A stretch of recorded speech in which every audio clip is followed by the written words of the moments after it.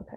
So hi, Jordan. If you could just introduce yourself and say what graduate psychology program you are in and how far along you are in that program.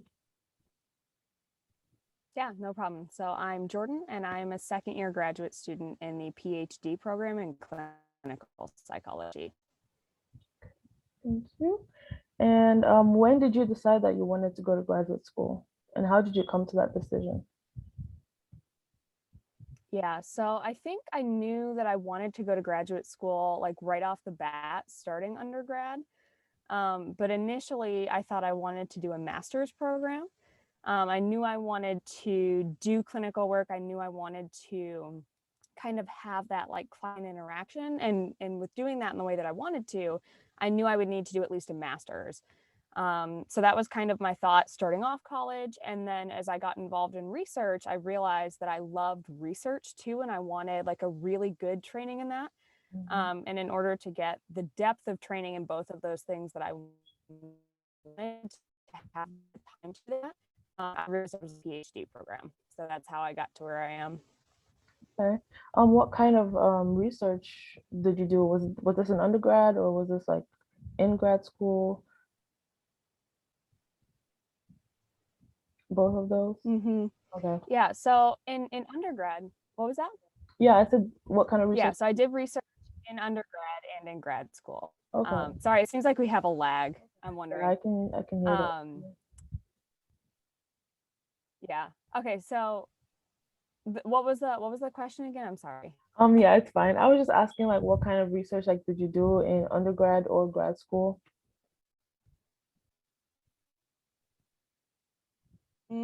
Yeah, so I actually do very different research now than I did in undergrad. So in undergrad, I was doing research in social psychology, which was really fascinating stuff, and it taught me a lot. But what it really made me realize was that the research I was interested in was wanting to answer like clinically relevant questions. Mhm. Um, and so that's what I did for my honors thesis in undergrad. And that was when I really like fell in love with research and realized that this was something that I wanted to do in graduate school, and that those research interests were actually what I wanted to pursue. Okay. Okay. So did you take a gap year and is that something that you recommend for people who are considering going to graduate school? Oh, yeah, that's a good question. So I actually did not take a gap year. I came straight through. But I do have friends who have kind of done it both ways, who've gone straight through like I did, and who have taken a gap year or a couple years. And I would recommend taking a gap year if someone is considering it and thinks that they want that time to maybe figure out what they want to do with their life or like refine what they want out of graduate school. I think that can be like a really beneficial time to do that and get more experience, kind of save a little bit of money. Mm, Um, so I would recommend that if someone's unsure.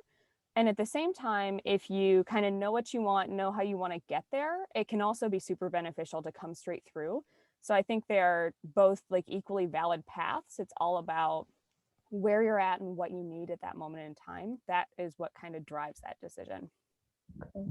Thank you. Mhm. Now we're kind of moving into like your expectations of graduate school before you got into. So like what kind of things did you expect and how has that expectation aligned with your experience? Yeah. So I think when I thought about graduate school, obviously I knew there would be coursework. And since I was going to be a clinical student, I knew that I would be seeing clients and I knew that I would be doing research. So I kind of had this expectation that all three of those would be part of my life. And that's what I wanted. But I think it's very different doing it versus like knowing it on paper before you come in. So I think what I expected my day to look like and what it actually looks like are maybe two very different things. Because sometimes I have a class in the morning and then I have two clients back to back right after, and then I have research time after that. Mm, Whereas I think coming into graduate school, I thought that it would be like one day I do research, one day I have courses, and one day I do clinical work. Um, so I think on the whole, I kind of knew the like ins and outs of what the requirements would be, but the day to day looks a little bit different than maybe I expected. okay. Mm-hmm. Just like a side note, can you just talk a little bit more about your maybe kind of the STEAM clients part of your graduate program? Just because I'm familiar with like counseling, but I'm just a little. I'm confused about like clinical and like all the different aspects that go into it. Yeah, yeah. So is there anything specific that you want to know about what seeing clients looks like in a clinical program, or just generally talking about kind of what that component of my life looks like? I think just generally, just to kind of have an idea. Yeah, okay. So I know that every clinical program does this a little bit differently, and the way that you start out your clinical work looks a little bit different. Mhm. But I can speak to my experience. So right now, I'm actually seeing clients in two different things. So I'm seeing them in kind of our on-campus clinic that's affiliated with our program. And then I'm also seeing them at an external site. So I'm kind of getting two different experiences seeing clients. And in our program, you actually start off with a pretty decent caseload. Um, some places will start you off with like one client and that's all you have your first year. But in our program, at least right now, I actually have six, I believe, clients kind of across those two settings. So you're kind of gaining experience, seeing different types of clients, kind of working on different types of issues, and also doing it in two very different settings that approach clinical work a little bit differently. Okay. Yes, thank you for that. Yeah. Okay, so now we're moving on to like the different parts, like your favorite part or your least favorite part of the graduate school experience so far. So if there's something that's been your favorite part about being in graduate school so far.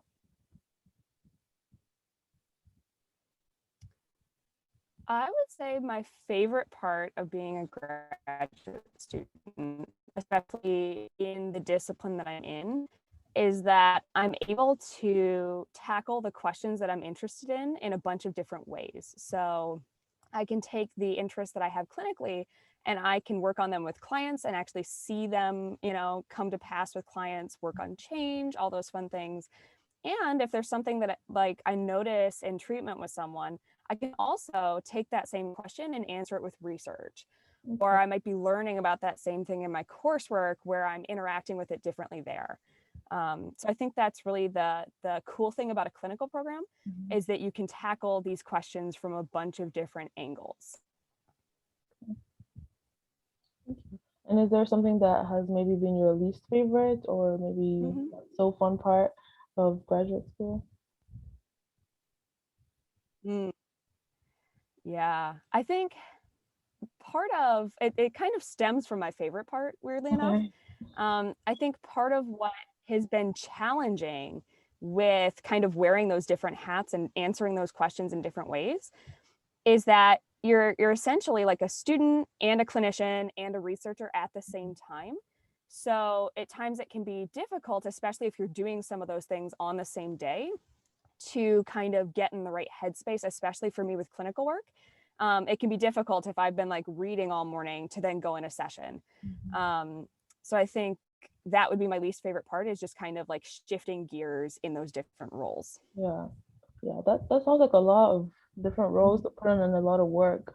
Like I'm just curious as to how you personally kind of like balance all those different aspects and also manage to have like Mm-hmm. maybe a social life and like time for friends and like self-care and all that stuff. Yeah, I mean, I think all of those things are really important, especially on the front end of coming to graduate school, because I think a lot of people kind of expect that they'll figure out how to fit self care in grad school, and it can be tough. So, for me, I think being really intentional about my schedule has been helpful. Um, so, I have like scheduled research time. Well, and obviously courses scheduled for me. And my clients are scheduled for me, but I kind of have windows where I see my clients so that I'm able to still have a life and still fit self care in. And I think also just being very intentional about self care. If you know you're going to have a tough week, maybe schedule time out with friends at the end of your week or schedule time where you are like going out and doing something you enjoy if there's like in non-COVID times, like a show coming down or like a sporting event. So I think just being very intentional about considering your schedule and prioritizing self-care is like a really important part of grad school that I don't think anyone told me that coming in, but I've definitely learned that along the way. Okay. Yeah. Mhm. That's kind of a good transition into the next question, which is, what is something you wish you knew before you started your graduate school journey?